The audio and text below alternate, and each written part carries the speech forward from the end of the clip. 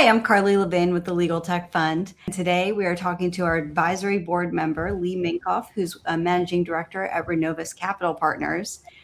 Lee, thank you so much for joining me. As an intro, would you tell us how you ended up at the center of the legal tech and transformation of law ecosystem? Yeah, deals, I guess. We've done a number of transactions in the legal tech and services ecosystem. I think we're at 20 legal services providers, platforms and add-ons. We have 3 platform investments: Harbor Global, Angian Group, and Opensity. All 3 are proud sponsors of the 2026 TLTF Summit. But Harbor Global's digital transformation for large law firms and corporate law departments, Angian's group litigation support company, and Opensity is an end-to-end managed services provider for big law. So I've done, I think, around 20 transactions across those 3 platforms. And through that, have gotten very close with TLTF and our clients and the technology partners. So I guess that's how I've gotten in the legal tech world. My mother was also an attorney, but I would say professionally speaking, it's been through our investments in the space. You are, with all of those portfolio companies and with everything you're looking at, you're at the center of AI and professional services right now, and knowledge management and talent management. What trends are you watching this year? What's top of mind?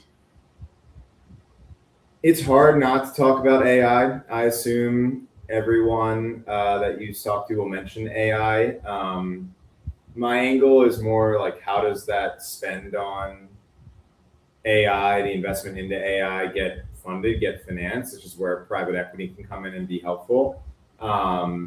So whether you're a founder-owned business, you're running a professional services business, or you're a partner at a law firm, I do feel like capital is a solution where you've got risk-bearing capital, more risk-on capital that can come in and fund investments into AI. And not every investment works. Not every AI investment is going to work. But when you've got partners that are, more risk-on and willing to try, riskier things than maybe a founder or partner's personal balance sheet would bear, I think that's what I'm particularly excited about, and it's most evident in the law firm space, where you're seeing the proliferation of the MSO, where capital is coming in. And I think legal tech, legal AI is a big reason why capital is flowing into the space.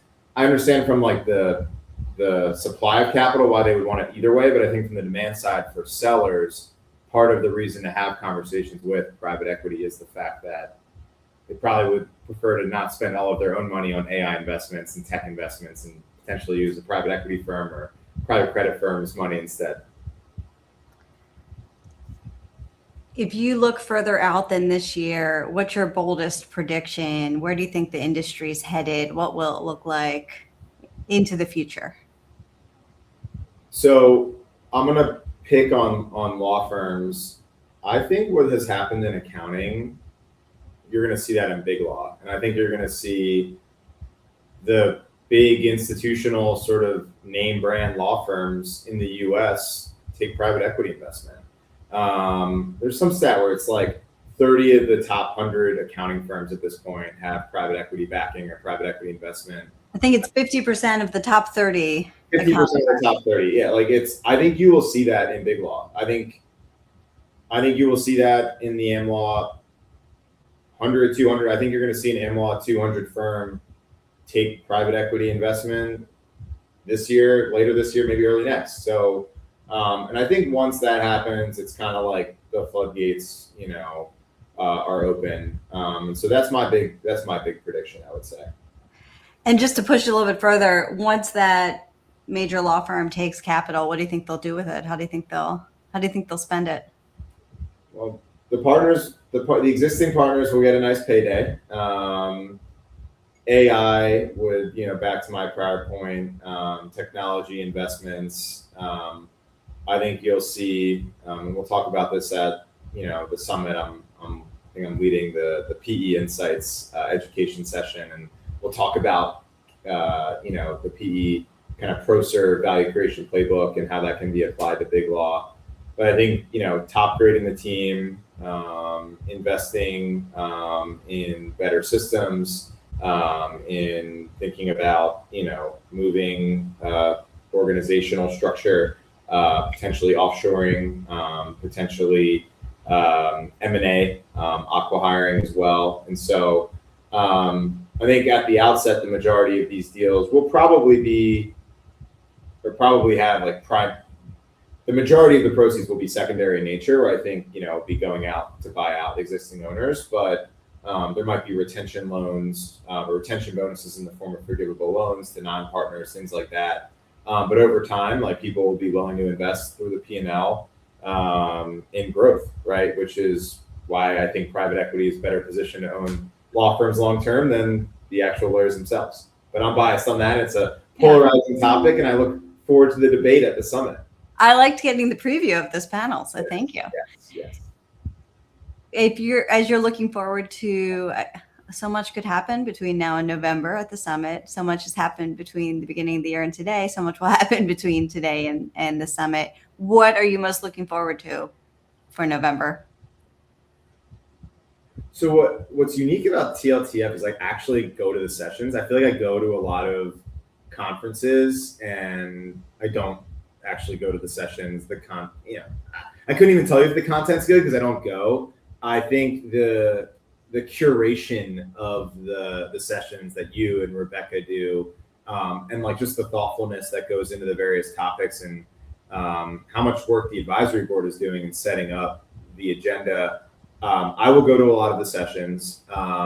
It doesn't hurt that my portfolio companies and other companies that I'd be interested in investing in or copying the great things that they're doing at my companies are leading many of those. And so I do like the content. That said, like the best part of the summit is just like when you're walking from session to session, or you're walking to your hotel room, or you're at happy hour, and you're just catching up with great people, right? And you're talking about all things legal tech, but you're also talking about a lot of things that have nothing to do with legal and legal tech. And so I've talked about the community that TLTF has built, which is the most special thing about TLTF at the end of the day. And so that is what I'm looking forward to the most, these unstructured and impromptu conversations with the many friends that I've made in the industry. Love it. And then I think you are the person on the advisory board who has most recently been at the Phoenician. Yes. I wasn't at the Phoenician. I was in Scottsdale. Was I at the Phoenician? No, I was not at the Phoenician. But I have been to the Phoenician. Renovus did an executive summit there a couple years back. It's great. I was certainly in the area. I was in Scottsdale a month ago playing some golf, and it was very hot, but it will not be as hot when we are there in November. It will be beautiful. And the Phoenician is great. It's going to be a great venue. It's going to be a ton of fun. Thank you so much for jumping on and talking a little bit about your views as an advisory board member. We appreciate it. Thank you, Carly.